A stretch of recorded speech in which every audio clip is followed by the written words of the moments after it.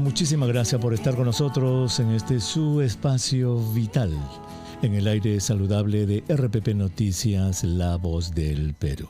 Estamos a martes 26 de octubre, la última semana de este 10º mes del año, y estamos todavía en pandemia. Nadie sabe en qué va a terminar esta pandemia. Nadie tiene idea en qué va a terminar la pandemia. Lo comentaremos en otro rato. Ahora vamos a conversar vamos a hablar sobre fibrosis pulmonar. Vamos a hablar con el doctor Alfredo Guerreros. Él es médico neumólogo, presidente de la Sociedad Peruana de Neumología, para hablar sobre fibrosis pulmonar. Si usted no estuvo en la primera parte de nuestro programa, señora, tuvimos ocasión de conversar con el doctor Eloy Espinosa Saldaña. Es un hombre de 55 años, joven, magistrado del Tribunal Constitucional, quien ha sido diagnosticado de una severa fibrosis pulmonar a esta edad, a los 55 años, y ya está en la lista de trasplantes pulmonares. Vamos a pedirle al doctor Guerreros que nos ilustre sobre fibrosis pulmonar. Alfredo, qué gusto de saludarte. Muy buenas tardes. Buenas tardes, Elmer. Un placer, como siempre, poder conversar contigo. Gracias. Danos una visión general de fibrosis pulmonar, ¿verdad? ¿Qué es la fibrosis pulmonar? ¿Cómo nos la puedes poner en perspectiva, Alfredo? La fibrosis pulmonar constituye parte de un grupo heterogéneo, un grupo diverso de enfermedades que afectan al pulmón, que en general lo que producen es que el tejido del pulmón, que es como una esponja, que es elástico, que deja pasar fácilmente el aire para que el oxígeno se combine con nuestra sangre, se convierte en una especie de cuero o de cartón que impide que ese pasaje sea limpio, sea claro, sea efectivo. Hay más de 250 enfermedades que pueden conducir a que ese tejido elástico del pulmón, igual que el de la esponja, se convierta en cartón o en cuero. La mitad de esas enfermedades que las causan son desconocidas. Y cuando los médicos no conocemos la causa de algo, le llamamos idiopático. Y de esa forma idiopática hay por lo menos 6 tipos, de acuerdo al tejido que reemplaza al pulmón normal. Una de ellas se llama neumonía intersticial usual. No es una neumonía, se llama así desde el punto de vista histológico. Y esa es la verdadera fibrosis pulmonar idiopática, la que tiene lamentablemente peor pronóstico.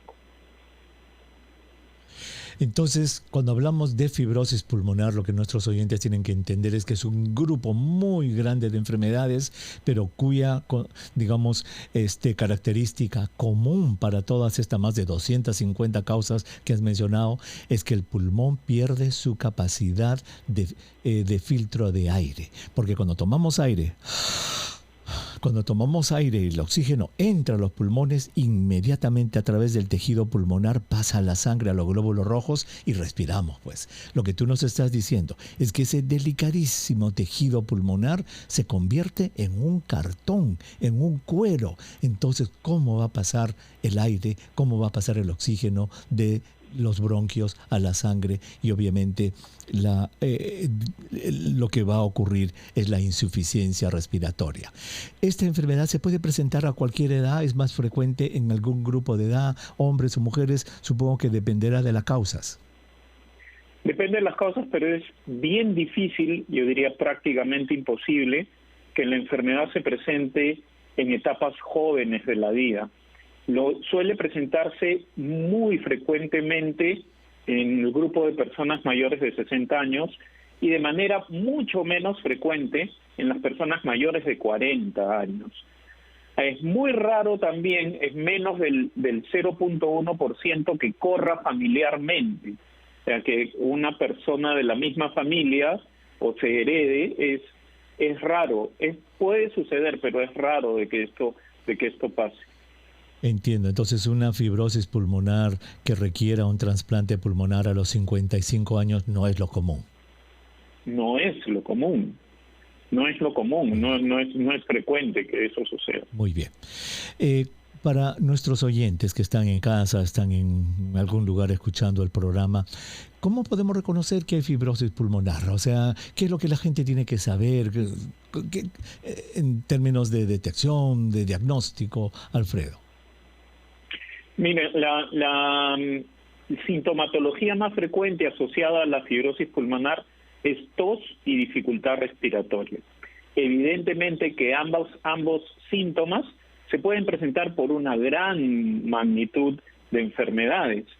Hace mucho tiempo era más difícil diagnosticar la fibrosis pulmonar, especialmente la fibrosis pulmonar idiopática, porque los médicos teníamos que llegar muchas veces hasta la biopsia del pulmón, y hacerle una biopsia del pulmón a un paciente implicaba tener una cirugía, y a un paciente que ya tenía la sospecha de tener fibrosis podría significar la muerte, para al final decirle no tiene tratamiento.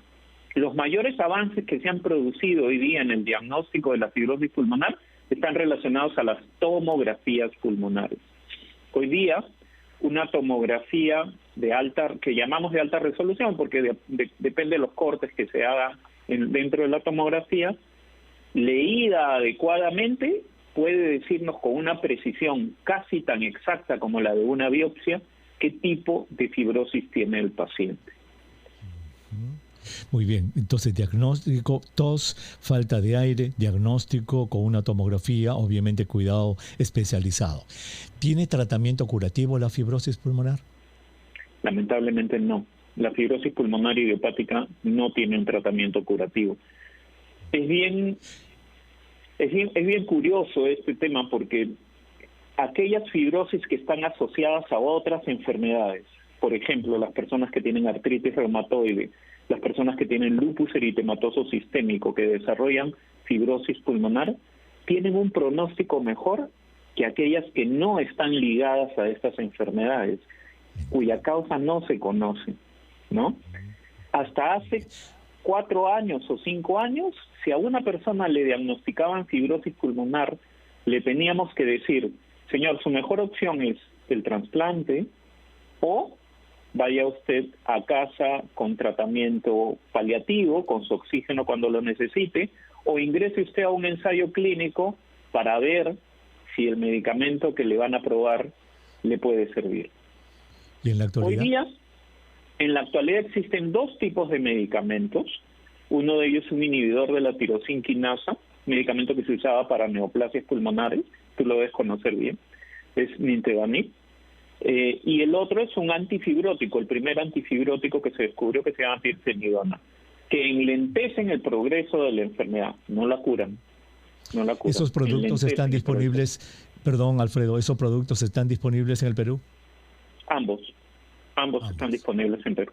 Muy bien. Perfecto.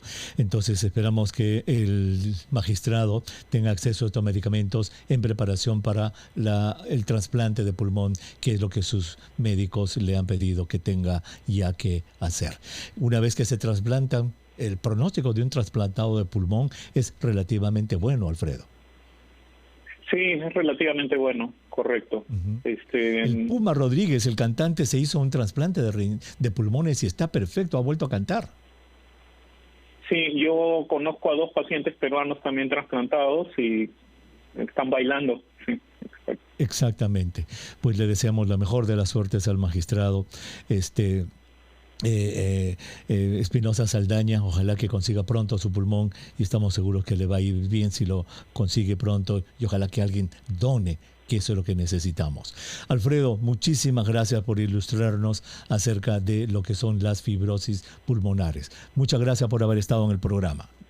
Muchas gracias, señor. Hasta la próxima. Chao. Así es que ya sabe, señora. Mire, fibrosis pulmonares.